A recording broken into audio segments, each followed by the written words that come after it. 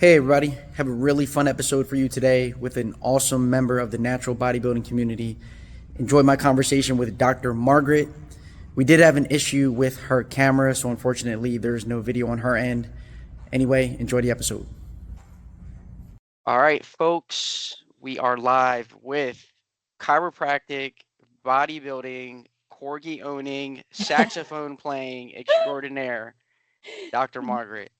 How are you, Yes, my friend? I'm so good. So happy to be here. Thanks for having me. Yeah, absolutely, absolutely. It's there's a short list of people I wanted to get on the show early on, and you were one of them. So I love happy you that. could make it. Me too. Yeah. All right. So for those that don't know, Dr. Margaret is a fellow natural bodybuilder in the area. She is a chiropractor and she adjusts me. Highly recommended. I had this whole deal where I couldn't do face pulls because my left shoulder just had this little tweak to it, and within two or three adjustments, I was right back to it. So she is the chiropractic expert. If you need an adjustment, go see her. I appreciate that. Yeah. And most bodybuilders should definitely be getting adjusted. That's for sure. Yeah, I'll tell you what, like stretching and adjustments are things that I have the adjustments covered now, but stretching is something that like I'm a guy, right? It's one of those things where like, oh, I'll deal with it when it's catastrophic. You know. Yes. So I just need to focus on stretching for that longevity of the bodybuilding career. So, all right. Well, why don't we get into a little bit of your background for the folks that don't know you? Let's talk about your fitness journey, your bodybuilding journey. Let's hop right Yeah. into it. All right. So I actually did not start getting into fitness until I was in college, really. In high school, I was actually a band nerd. I just played saxophone, as you mentioned. And so I started in college, like just lifting, because some of my roommates and stuff were like, oh, let's go to the gym. So I started doing that. And then in chiropractic school, I met a lot more people that were very athletic. So they really got me going to the gym a little bit more. And then I got really into yoga actually. So I started Mm. weightlifting a little bit and doing yoga primarily. And in fact, I fell in love with yoga so much that I actually became a yoga instructor. Ah. So I also teach yoga. Um, and I didn't really start getting into the bodybuilding world until um, a few years back. My one friend started going to a bodybuilding gym, but just to get trained by this coach because her boyfriend started going there. And she was like, you got to see this coach. She's awesome. And I was like, great. Like, I could use someone to push me. So I start training with her and seeing all these bodybuilders in the gym. And I'm like, wow, like, this is really cool. And I start talking to her and I'm like, like, do you think I could do a bodybuilding competition? And she was like, yeah, she's like, it's a lot of work. She's like, you got the frame for it, but if you want to try, give it a try.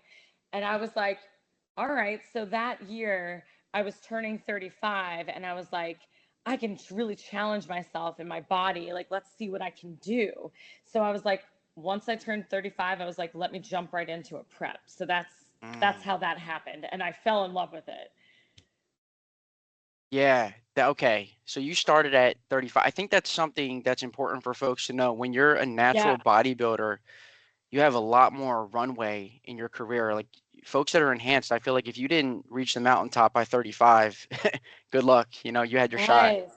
Yeah, so I did not start until I was 35, which as you know is masters for women. So like I started in the masters category with the whole bodybuilding career, which is pretty cool.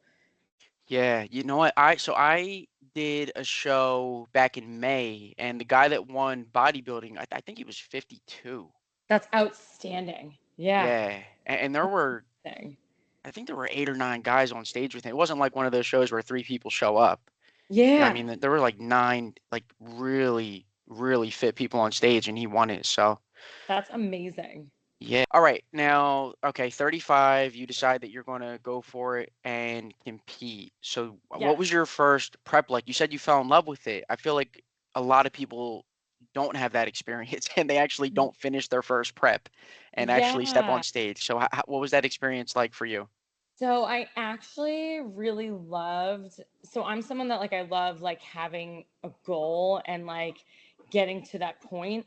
So like for me, like, was prep hard? Yes, of course. There was definitely really hard moments of prep.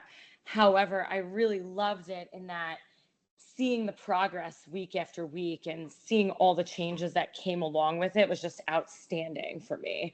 So I fell in love with the process and everything. Like, and now I'm a little bit blessed in that I I don't need as much cardio as some people do. So I think that helps me fall in love with it a little bit more. Like, I know other people that needed way more cardio than me, and I could see that being way more draining. So, like, that might have helped me love it more. I don't know if I needed cardio every single day for an hour. That might have been a different story for me.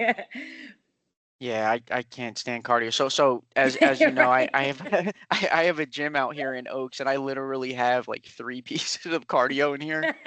I'm not against it. Like I'm not that guy that's like you need to do things my way. Nothing else is effective. Yeah. But so my gym's 3,000 square feet. It's not huge, and I'd rather have 3 extra pieces of unique equipment that you can't find anywhere else than say 3 treadmills. Like go take a walk. Yeah. You know what I Yeah. mean? Go outside, go for a stroll. Yeah, we have the Schuylkill River Trail here. There's a lot of nature in this part of Pennsylvania. Take a walk. You'll be all It's right. beautiful. Yeah, I walk it every day. Well, not every day, mostly because I live right by the SRT, the Schuylkill River Trail. Literally right there. That's perfect. Do you bike at all, or what's You your know what? leisurely cardio? I don't have a bike, so I just walk. Walking is my Okay, cardio. So good I stuff. love that. And then when I teach yoga and I do yoga, it's a very active form of yoga. So it's like we're moving. So heart rate's definitely going up, but I wouldn't really count that as cardio. However, your heart's getting involved. So it's not doing anything. Yeah, I pulled a total bait and switch on my wife. I think I told you this before. So when we were dating, she likes doing yoga. Yeah. I'd be like, yeah, yeah, I'll do yoga with you. We could do it every week. Why not? So, we're dating at the time. I'm going to hot yoga. We're out in the field stretching, and I'm like dying, but I'm trying to impress my wife who I'm courting at the time. Like, so uncomfortable. And I'm like, yeah, I'm good. I'll be all right. And she's deeper in the stretches than I am, looking totally Yeah. comfortable. Right. And now that we're married, it's like, yeah, we haven't done yoga since. So, Oh babe, my hope you don't gosh. watch this one. If you do, we're going to hit up Margaret for a session. I promise you. Yeah, I'll do yoga with her. Yeah, She can for recruit me to do sure. yoga with her. For sure. For sure. All right. So you decide to do a prep. You love the process. Luckily, you Yeah. don't need a ton of cardio. How was it for you getting on stage? Walk me through show day of your first show. Oh And my what organization, what show did you compete in? Yes. So my first show ever was OCB Burlington, which was in New Jersey. It was a Joe Franco show, and it was honestly it was a great show. I felt really excited that day, excited and also very nervous, right, for the first time on Yeah. stage. Like, definitely stage jitters were a thing, and I was like, oh my gosh, like, as a female in bikini, you're wearing heels. So, like, the one thing that goes through your head is like, please just don't trip. You know what I mean? You're like, just out of anything that can go wrong, just don't trip. Yeah, right. So that was like my biggest fear, I think, getting on stage was like that fear of like, oh my gosh, don't fall on your face in front of all these people because that will not be a good look. But once I was out there, I went out 3 times my first time because I did novice, because it was my first time, open, and masters. Okay. So the first time I went out on the stage, I was definitely more nervous. Like, I forgot to remove the hair off my back when I got into my back pose, and that's something you have to do as a female. I heard my coach in the audience being like, "Margaret, your hair," and I'm like, "Oh, okay." So the first time I got out there, I was definitely a little bit more anxious, and then the second time I went out, I was like, "Okay, that's over. The initial fear is done." So I had more confidence each time I went out. And then in that show, I actually competed in an overall as well. So I actually went out a fourth time. Mm. So each time I went out, got better and stronger. And then that year, I also did a second show in Allentown, um, like 5 weeks later. So that was hard, going from like doing a show and then doing 5 weeks in between a show. That was a little bit rough. That was almost too long of in between because I was like, man, like I just kind of want to enjoy food again. But I was like, okay, you're almost there. And then that second show, I felt so much more confident, which was cool. Yeah, I had the same experience with my first show, and for folks who are thinking about competing, you're going to go on stage a couple different times. So in Yeah. Margaret's case, so you have novice. If you're doing an OCB show and it's your first show, you'll be on stage with other people who are there for their first time, Yeah. which is good, right? Because you're not on stage looking at someone who has these poetic poses, and you're just like stiff, feeling out of place. Like, Yes. Well, novice and OCB can also be anyone that's never placed first place before. that's right. Yeah. That's So right. OCB is a little bit different. So someone could have competed before, but they've never gotten first in any category. Yeah, okay. And I think, so I've only done one OCB show, but the novice goes on before open. Was that Yeah. the case for you? Okay. Yes. So Yep. it's a good opportunity for you to get those nerves out. Totally. Totally Yeah. help. And you don't Yeah. like novice is a cool thing to go out and get ranked in, but you cannot get a pro card in a novice class either. So it's like the pressure is there because you want to do well. However, like you're not going to get a pro card in that class anyway. Yeah. Okay. That makes sense. So I would say for anyone doing their first show, and let me know if you agree with this, you are going to be nervous your first time unless you're just the most stoic person on Yeah. earth, like. Um, but try to enjoy it from that point on, because you're going to find that 12 or 16 weeks of prep comes down to probably up to 10 minutes at the most Yes. on stage. Yes. Yes. All that time. And that's Yeah. what you came for, is to showcase all that work, right? Right, right. So you want to enjoy as much of it as possible, and it's natural to be nervous your first time. Oh my gosh, yeah. Yeah, I remember the first time I stepped on stage, the only thing going through my mind was, "You're not doing good. You're not doing good. You're not doing good. You're not doing good." But Oh, I had a lot of family in the audience, so I'm looking at them, and it's like, all right, I'll be fine. You know. yes, that's sweet. Yeah, you saw your support team. You're like, okay, I'm good. Yeah, 100%. And my wife screams very loud too, so. I love that. Yes. Yes, that is the best when you have like that person and they're out there screaming for you. You're like, thank you. Yeah, yeah. So why don't you tell the audience, because you and I are both in pursuit of our OCB Pro cards, that's a goal of Yeah. ours. So why don't you tell the audience what it takes in your classes to win a Pro card with the OCB? Yeah. Okay. So, in order to win a pro card for the OCB, what you need to do is in an open class or a master's class, you have to win first in your class of people. And then you compete against anyone else first in that class for the pro card in an overall competition.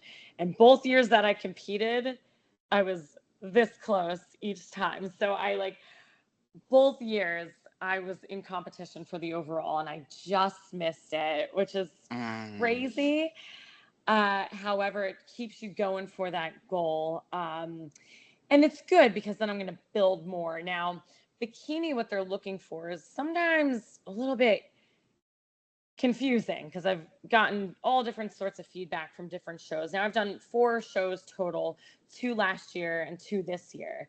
And bikini is an interesting category because sometimes the judges may go for a softer look, sometimes they go for the more conditioned look.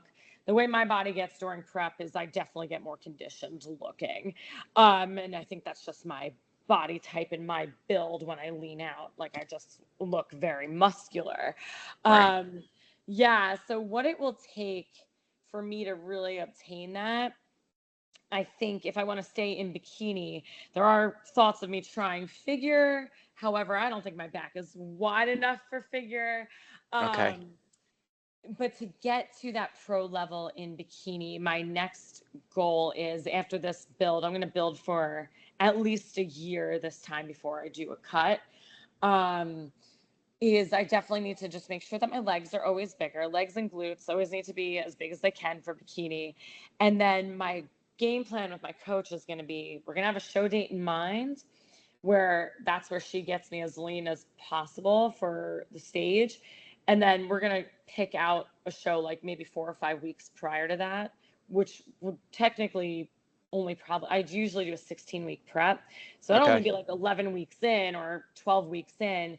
Um, and I will compete in another show then, because I won't be as conditioned looking. So we kind of want to see how that goes with a little bit less conditioned look. I'll still be conditioned, just not as tight as I could be. Right. So it'll be interesting to see how that plays out.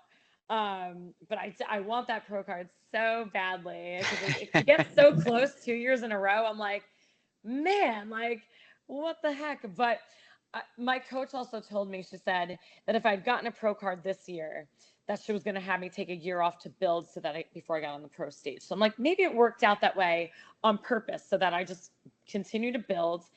I will be even less nervous next time, because now this would be my 3rd year in. And then Right. I just go out there, hopefully get the pro card, and then hopefully hit the pro stage. But again, I have to remind myself, like, I was never an athlete growing up. So this is Mm. all like a pretty new world for me. So to actually do that well in my first 2 years is actually really great, because I've placed first in both years, you know? So it's I'm always bringing a good package. Yeah. No, that's good because I've done some small shows where there's definitely people that are there just to say they did it, like a bucket list type Oh thing. yeah. And look, power to them, if you're going to get on stage, like that takes a lot of courage, whether you're there to win or you're just there to prove something to yourself. I never want to discourage anyone who has enough courage to enter a Oh, bodybuilding show. absolutely. Um, It's a big commitment, and it's very vulnerable. Oh yeah, totally. It's funny. So for my day job, like I actually got a lot better with my presentation skills from my 9 to 5 because I willingly go in front of people with not a lot of clothes on to be Yeah, judged. right. You're So like, it's like, yeah, yeah, stage fear is gone. it's gone. Right, exactly, exactly. So, but then you have people like you and myself who like we go to these shows to win, and Yeah. it's good when you're constantly getting like I heard from judges, and I'd be curious for some of the feedback that you've gotten or if you've heard similar things. Once you get into the top 3 at a show that has a lot of competitors, I don't want to say, or I don't want to use the word toss up, but the margins at that point are very Yes. close. Yes. Yeah. And honestly, it's amazing how these judges judge and can pick a winner. Because sometimes it's like, how did you choose? Because everyone looks so good at that top level, Right. you know? Yeah. Exactly. At that point, it's like it almost might be preference, but I could say that one, I wouldn't want to be a judge, so I'm not Yeah. judging the judges. It's not a job that I want, but No, I, it's so hard. it really is. But I've never had a situation. I've done 5 shows at this point, and I've never had a situation where I was more than 2 places off where I thought I should have gotten versus what I got. Gotcha. Meaning, Yes. like, I never thought like, oh my God, I have this in the bag. I'm getting first, and I got fifth. Like Right. Yeah. Yeah.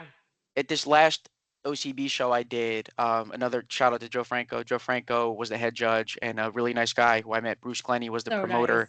Yeah. Yeah, yeah, he's great. So I, you're in the back room, everybody's pumping up, and I always wait to take my shirt off because I want to size everybody up to see what's going on, and then I take my Yeah. shirt off like at the end. So I'm looking around the room, looking around, like, "Oh, I think I got that guy. That might be tough." There was one guy I was like, "Ah, shit, he's going to win." So then in my mind, I'm Yeah. like, "All right, well, that's second." Um, and I ended up getting third. So I thought I was going to get second, and I got third. So Yes. I think the judges do a good job for Oh, for the most part. absolutely. Yeah, and I think all of the judges have been competitors at some point. So they know what it's like. Yeah, yeah, exactly. Now, one thing that I have seen at some shows, not any that I've competed in, is you'll have a judge who has clients that are competing. I am not Yes. okay with that. Yeah, that does get a little bit weird. Like, I feel like if you are a judge in a show, you probably shouldn't have your clients do that show, 100%. A because hundred it does percent. seem a little like there could be some conflict there. Yeah, Like, I'm like, I don't right. know about that. But yeah, I do know that that does happen. And I do think that that shouldn't happen. Like, if you know you're going to judge at a show that your client wants to do, you got to be like, either I have to walk away when they're on the stage so I can't judge when they're out in that category or something like Right. that. No, I totally agree. I totally agree. All right. Now let's talk about your off season. So you're shutting Yeah. down competitions for, did you say a year? Yes. So my last competition was May 18th. So I will build until at least, I'm going to say probably June, July, or August of next year to until I cut. And I'll probably try and compete again fall of 2025. Got it. All right. So what's that like for you on the mental side? So are you eating a ton? Are you eating a little bit more? Yeah. Enjoying the Oh, summer? Like how are you balancing, yes. being an athlete with enjoying life? Enjoying life. Yeah. So here's my off season right now. And like with it being summertime, um, I'm definitely enjoying some activities. I had a lot of bachelorette parties recently, and I'm like, I'm not going to limit myself on those because I'm like, you know what? We're having fun. A show is really far out for me. So I'm basically like 80%, I'd say, on point with my nutrition. Like Monday through Friday, I'm really following like my nutrition plan, doing great. Weekends, I'm more like a little bit lax. If someone's like, "Oh, let's go grab food," I'm like, "Okay, let's do that." Now, like, am I making really poor choices? No, but like if my husband's like, "Oh, let's go grab a gelato," I'm like, "You know what? Yeah, let's go grab a gelato now, Yeah. and enjoy that." But then will I be a little bit psychotic the next day and be like, "Let me increase my cardio?" Yes. I'm like, "Oh, Yeah. I had that. I should probably do a little extra cardio today." Um, but for the most part, the biggest thing is that I'm lifting a ton. So I'm still lifting 6 days a week. Mm, Um, my cardio is I'm mostly just walking on the trail. Like I said, I'm not really doing stairs. I'm like, I don't need to be that crazy with the stairs right now. Um, and nutrition wise, I'm definitely consuming more calories because I need to be in that surplus to grow, but not an aggressive surplus. I don't think anyone should really be like gaining like an insane amount of weight in their off season because then it's so much harder to lose. Like I yeah. think my sweet spot is sitting about 10 to 15 pounds above stage weight is pretty good for me. If I get too much over that, then I'm like, ooh, that's a little bit much. Like if your body is already that much over your stage weight, it's going to convert to like your body's going to create more muscle, you know, Right. under the forces, like, with all the lifting and everything that you're doing, as long as your calories are also coming from decently good sources. Yeah, that's really important for people to hear. Like I think a lot Yes. of people treat the term bulk as a get out of jail free card to just eat whatever you want. No, yeah. Yeah, and then they gain 30 pounds, and for some reason they think like 25 pounds of that is muscle. It's like the other way No, around. It's that would be nice. And I'm yeah. surprised people think that because it's like you can see that it's not. You know what? People just don't trust their eyes though. Right. Like And you there's a can kind whole of see it. yeah, and there's a whole other line of conversation that you and I will go down, not on camera here, about people not trusting their eyes, but Yes, yes. but it's like it's very important for people to hear. Like Yeah. that's good advice. 10 to 15 pounds over stage weight. Your body's moving naturally more muscle with every movement, or more body weight Yeah. with more movement. Yeah, I like that a lot. Now, are you or coming out of stage physique, did you have trouble committing to the bulk and like losing some of the striations and losing Oh some of the yeah. separation? It's always hard at first because when you go from like looking that lean and so awesome, you're like, oh, I love this look. And it is hard to do. However, I always remind myself that, especially as a female, it's just not a sustainable place to stay anyway, because like as a female, your hormones do get messed up from being that lean. So Mm, I'm like, okay, it's not healthy to stay here. Like it looks nice for a short period of time. However, we cannot stay in this deficit. And, just viewing it that way definitely helps mentally because you're like, okay, it's not a good place to be. yeah, and it's funny. We literally, I think, both went into our off season within a couple weeks of each other. So Yes. Yeah, like I'm going through that now. I need to stop looking at my abs. It's like, oh no, the I the know. oblique and the cuts. It's like They're they're the going first to away. leave. They are. They're the first to go. People ask me that all the time in the gym. They're like, "Hey, how do I get those lower abs?" It's like, Calorie man, deficit. but nobody wants to hear that, right? They want to hear Yeah. like, put your left foot in, put your right foot out, and pray to the rain god. But no, it's you gotta you gotta lift weights and you gotta eat in a calorie deficit. Nobody Yes. wants to hear that. No, because it's not enjoyable for most people. Like when I'm in that prep and, I'm eating and, you get hungry, obviously. But when Right. you just view like food as fuel, you're like, okay, like, because that's what food really is intended for, Right. you know? And it's okay to be hungry. Like, we live in a world where like everything's so instantly at our hands that like most of us don't ever feel hungry. But like, Ever. right, but it's okay. Like, we're allowed to feel hungry. Like, we're lucky we live in the time where food's so easily accessible because, back Yeah. in the day we did not have that. Yeah. Yeah. I always say, things are good when poor people have too much to eat. It's like obesity is ravaging the Yeah. lower income community. It's like, well, that's in a way a good sign, right? People aren't starving Yes. out there. Yeah, people are not starving. Yeah, that's for sure. All right, awesome. Well, that went by really quick. It's already Oh my gosh. 28 minutes in here. Wow. Yeah, so let the people know where they can find you. Your business, your chiropractic, your socials. Where can everybody get in touch Yes. with you? Yeah. So the best way, honestly, Instagram is great. My name on Instagram is I Heart Chiro. So that's my name. Chiro stands for chiropractor and it's all spelled out. So I Heart Chiro. So that's my Instagram. My email's Margaret Hager DC at gmail.com. So if you don't have social, that's another great way to get in touch with me. Perfect. Awesome. All right, anything else that you wanted to leave the audience with today before we wrap? Well, just anyone interested in bodybuilding, just go for it. It's great. If you have any questions, feel free to outreach to me. Awesome. All right, folks. Well, you heard it here. This is my friend Dr. Margaret. Hit her up if you need anything chiropractic, bodybuilding, yoga, saxophone, dieting, dog owning, trail walking. I think I got everything. She's your go to. She's a true Renaissance woman. This is Dave here on the Reason That Reps podcast, reminding you all to stay fit, stay free. Peace.